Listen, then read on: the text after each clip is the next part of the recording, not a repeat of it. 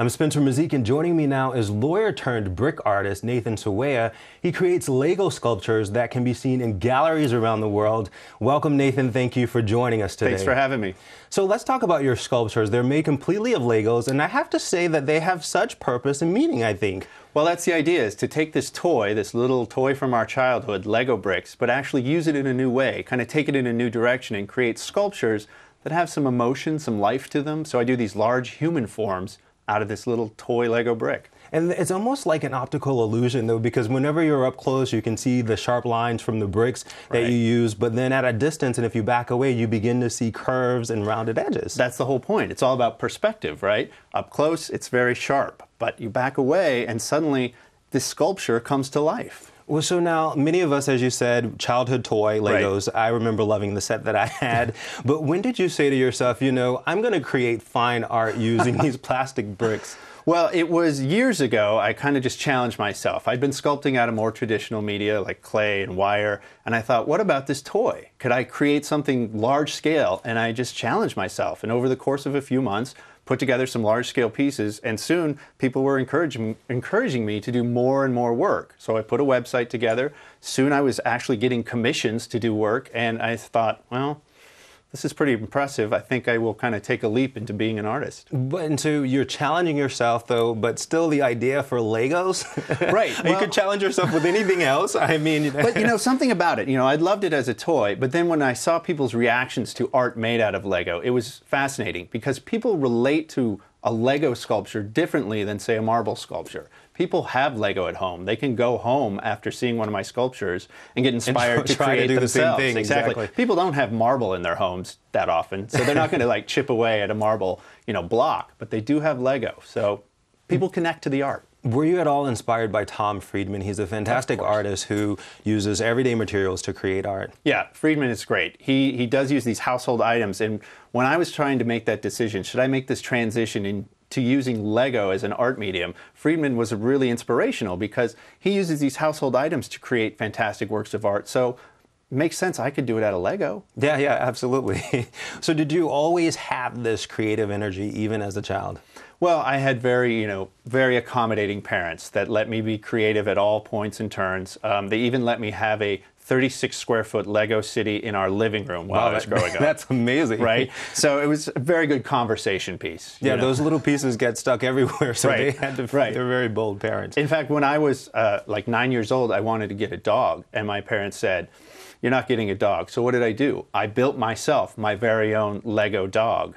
It was kind of this rectangular thing, very boxy, so I called it a boxer. And it was my first aha moment when I realized, wow, you can build anything out of this toy. It doesn't have to be what's on the front of the box. How large was it? It was just a life-size dog. Okay, that life-size dog. You say so like anybody could do that. That's amazing, you know, I think. That's the great thing about Lego is that you can build anything you can think of. And kids around the world will tell you, yeah, I can build a life-size dog. You just put the bricks together and use your imagination. So it seems like you were really creative as a child. So why did you go to law school, Nathan? So I ended up, you know, taking that road where I went to college, had some art classes, but I got out of college and it was that pivotal decision point, right?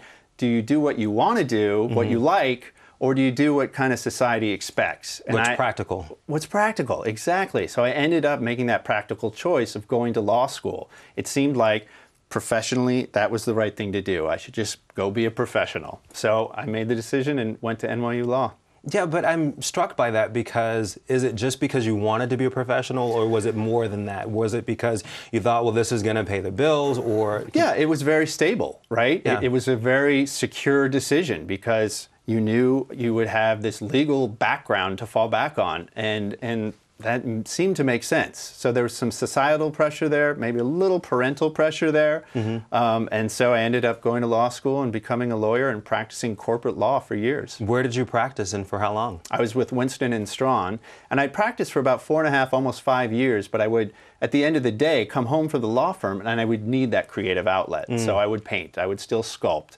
And it was during that time that I discovered my love of sculpting with Lego. Did you enjoy practicing, though?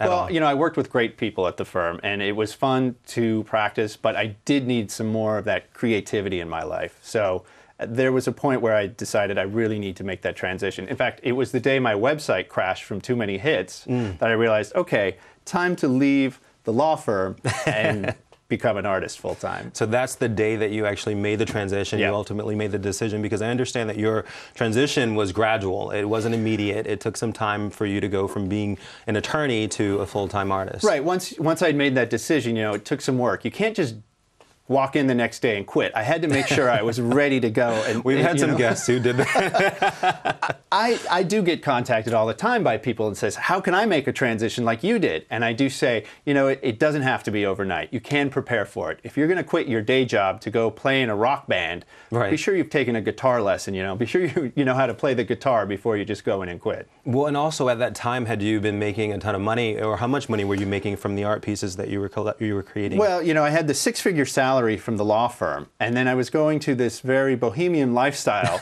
right? Because yes, I was making some money off the commissions, but I just didn't know how many more commissions would be out there. It was kind of month to month, would I be able to pay rent?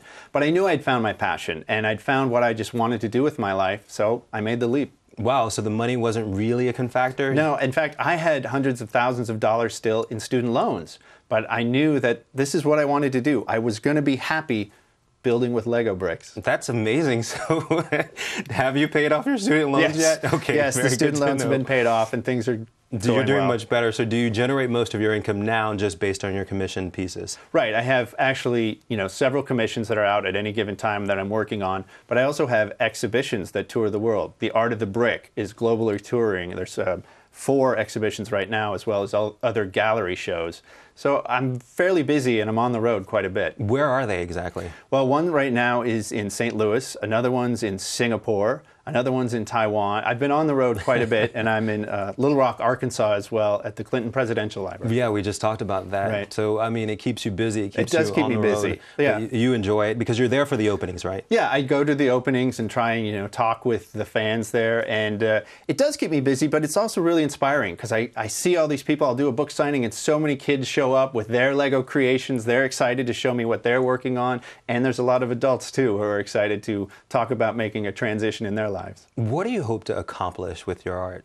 Well, I'm just going to keep pushing the edge of the envelope. With Lego, for example, I keep trying new things, but I also hope to just to inspire folks. I want to remind people that anything can be art. It doesn't have to be Lego, it doesn't have to be paint, it can be anything. And so I really hope that we see more and more art in the world. I know that art is important for education, and from empirical research, we just see that curriculums that have more art in them, the students do better. They get higher test scores, they have higher graduation rates. So I'm currently working with the Thea Foundation to really promote arts in education. Do you use any of your legal background and training in either the creation of the art or your business generally?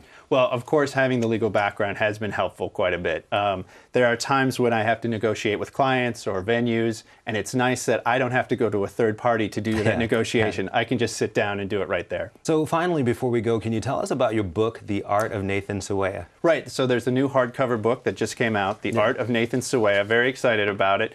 And it's for sale on Amazon, and just excited to have a way to show art and hopefully inspire kids around the world as well as adults. So it just includes like your collection pieces in there? Yeah. Right. It's just full color, glossy photos of a lot of the different works that I've done over the years. All right. Well, thank you very much for joining us. Thank you very much. For more information on this or other topics, subscribe to BloombergLaw.com. You can follow us on Facebook and Twitter. Thank you for joining us. Bye, everybody.